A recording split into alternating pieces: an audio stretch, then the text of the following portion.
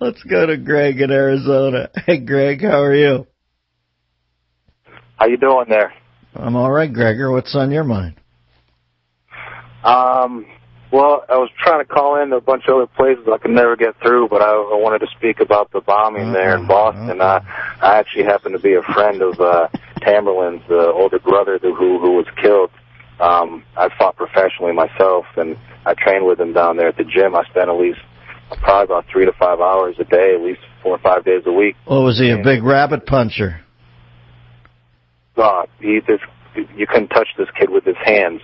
I fought MMA, but he was a very, very good boxer. He was the best in the gym, and rightfully so. Nobody would have ever seen any of this coming at all. I'm also a veteran, and I just don't think that it's tough for me to think that I was standing next to a kid that would do something like this, and I don't think he was operating by himself. He's one of the nicest kids you could ever meet. And Greg, not with me, okay?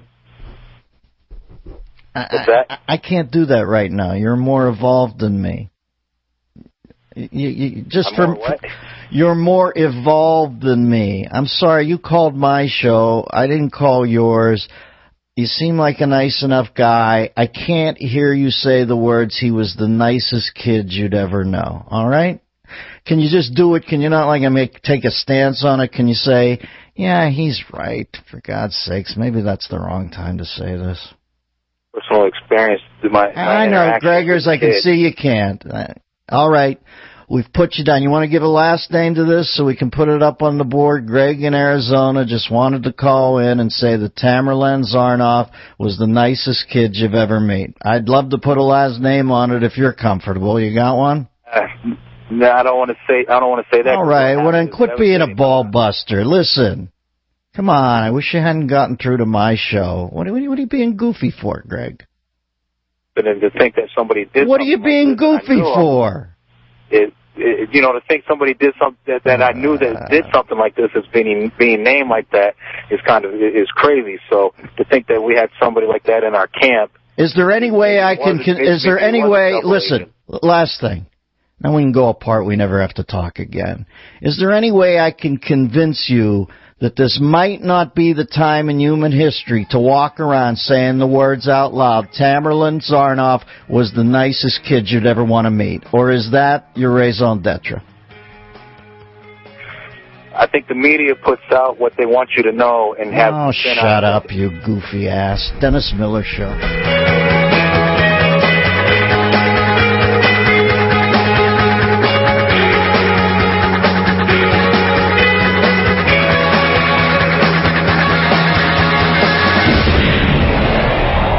This is the Dennis Miller Show.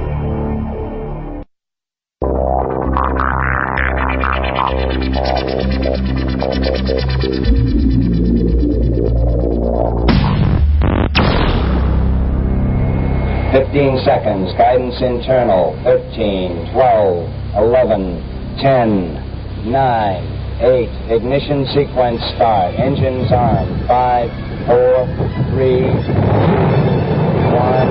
All engines running. Launch commit. Liftoff. We have liftoff at 9:34 a.m. The Dennis Miller Show.